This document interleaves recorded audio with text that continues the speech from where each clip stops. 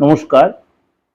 আজকে আলোচনা করব কেতু গ্রহ নিয়ে। ছায়াগ্রহ কেতু খুব ভাইটাল, কেননা রাহু বা কেতু দুটোই ছায়াগ্রহ, কিন্তু দুটোরই কিন্তু আমাদের জীবনে বিশাল একটা প্রভাব। এই কেতু গ্রহ এই মুহূর্তে বসে আছে আপনার সিংহ রাশিতে, এই মুহূর্তে বসে আছে সিংহ রাশিতে মঘা নক্ষত্রে। আমি আপনাদের কাছে যখন আলোচনা করি কিছু গ্রহ নক্ষত্রের ট্রানজিট নিয়ে, সেটা আপনাদের কাছে কিছু কিছু লোকের কিছু কিছু আমার ভিউয়ার্সের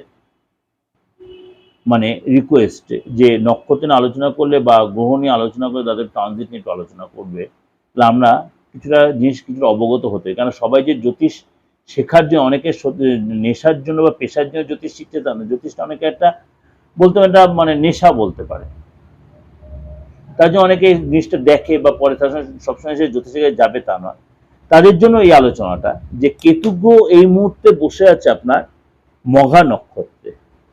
এই কেতু গ্রহ যখন তার নক্ষত্রের পদ চেঞ্জ করবে, তখন কিন্তু তার 12 রাশির ক্ষেত্রেই তার একটা এফেক্ট হবে। 12 রাশির ক্ষেত্রে কোনো কোনো রাশির জন্য লাভ, কোনো কোনো রাশির জন্য একটু সতর্কতা। সেই নিয়ে আমার আলোচনা যে কেতুর এই নক্ষত্র পরিবর্তন আগামী 2 আগস্ট রবিবার, আগামী 2 আগস্ট অর্থাৎ 2রা আগস্ট রবিবার রাত্রি 12টা 8 মিনিটে কেতু মঘা নক্ষত্রে দ্বিতীয় চরণে প্রবেশ করবে। মঘা নক্ষত্রের দ্বিতীয় চরণে প্রবেশ করবে। এই অবস্থানে এই দ্বিতীয় চরণে কেতু মঘা নক্ষত্রে 3 অক্টোবর পর্যন্ত এখানেই থাকবে। এই সময় কিছু রাশির জন্য ভালো অবশ্যই দেবে, কিছু রাশিকে একটু সতর্কতা ও সাবধানতা অবলম্বন ক্ষেত্রে 12 রাশির ক্ষেত্রে।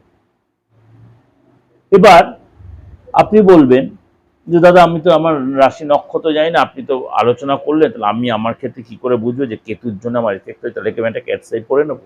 একদম ভুল চিন্তা ভাবনা, একদম সর্বৈব ভুল চিন্তা ভাবনা। কেতু খারাপ হলে আপনি সঙ্গে সঙ্গে ধূমাবতীর পুজো করে ফেললেন, আপনি কেতু খারাপ হলে সঙ্গে সঙ্গে আপনি একটা ক্যাটসাই পড়ে নিলেন, কেতু খারাপ হলে সঙ্গে সঙ্গে আপনি কালো কুকুর বা সাদা কুকুরকে খাওয়াতে শুরু করলেন, এইভাবে বিচার নয়। বা কেতুর মন্ত্রে জপ করে ফেললেন পলালদুম সংকাশন তারাগ্রহ বিমধ্যকম রুদ্রম রুদ্রতম পুরন্ত পূর্ণমাম, তা নয়, তা নয়। আপনার কেতু কোন সিচুয়েশনে রয়েছে, কি হাতে, কি আপনার হরোস্কোপে, কি আপনার বাস্তুগত ক্ষেত্রে, তার উপরে অ্যান্টাসিড অনেক রকম আছে। অ্যান্টাসিড আপনার ক্ষেত্রে কোনটা প্রযোজ্য বা আমার ক্ষেত্রে কোনটা আছে, একমাত্র অভিজ্ঞ ডাক্তার, পাশ করা ডাক্তারই বলতে পারে।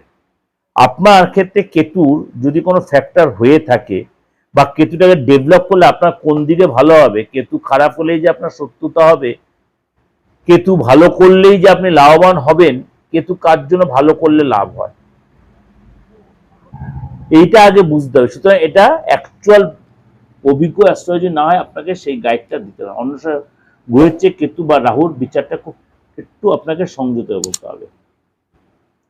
সুতরাং এই যে কেতু তার নিজ নক্ষত্রের দ্বিতীয়, মঘা হচ্ছে নিজেই নক্ষত্র, তার নিজ নক্ষত্র দ্বিতীয় চরণে প্রবেশ করবে, কিছু রাশির জন্য ডেভেলপ দেবে, এটা ওভারঅল।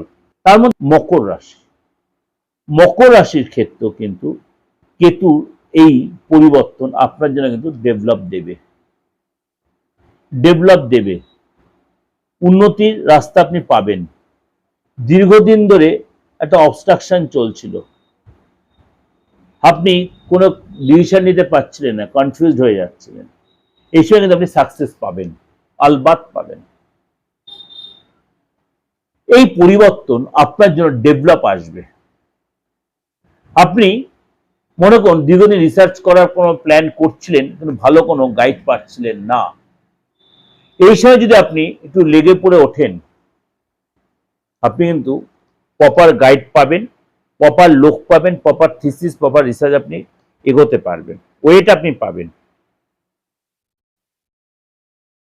আপনি আধ্যাত্মিক জগতে রয়েছেন, ঠিক মতো কার্যকরী ঠিক জায়গাটা ঠিক ভূমিকা পালন করতে পারছেন, এই সময় কিন্তু আপনার সেটা ভীষণ পাওয়ার বাড়বে। মেডিটেশন করবেন, কিন্তু কিন্তু কথাবার্তা যা বলবেন লোককে কিন্তু বুঝে বলবেন, দুমদাম কিছু বলে দেন, দুমদাম কমিটমেন্ট করে ফেলবেন না, ধার দিয়ে ফেলবেন না, লস হয়ে যাবে। ধার দিয়ে ফেললে আপনার লস হয়ে যাবে। যে এই যে আলোচনাগুলো করলাম, এটা সবটাই কিন্তু একটা ওভারঅল ডিসকাশন। সবটাই যে সবার ক্ষেত্রে 100% হবেই তা বলছি না, কিন্তু আবার হবেই না তাও আমি বলছি না। 95 থেকে 97% এটা মিলতে বাধ্য। কারণ আমি ধরে ধরে আপনাদের প্রেডিকশনটা দিলাম। কেন? কেতু হচ্ছে আধ্যাত্মিক চেতনা, আধ্যাত্মিক পাওয়ার, ইনটিউশন পাওয়ার,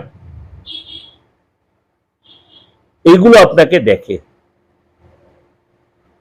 সংসার জীবনে সুখটা কম দেয়, আধ্যাত্মিক সুখ দেয়, মানসিক শান্তি দেয়, আপনাকে স্যাক্রিফাইস, অ্যাডজাস্টেবল মেন্টালিটি করিয়ে দিতে পারে।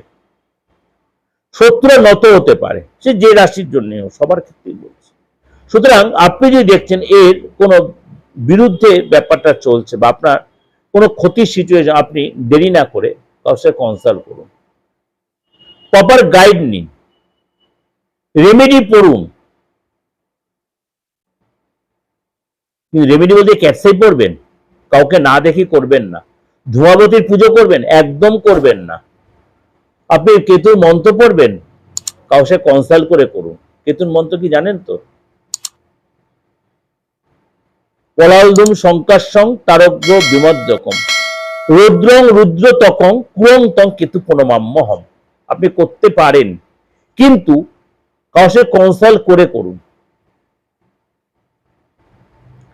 ধূমাবতীর পুজো তো ভুলে করবেন না কারোর সাথে কনসাল্ট না করে, ভালো তান্ত্রিকের সাথে কনসাল্ট না করে।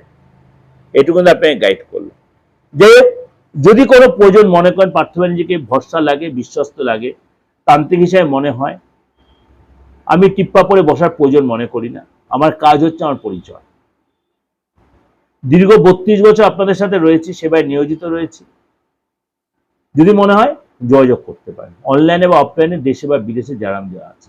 ভালো থাকবেন, উপরওয়ালা আপনাদের মঙ্গল করুন। নমস্কার।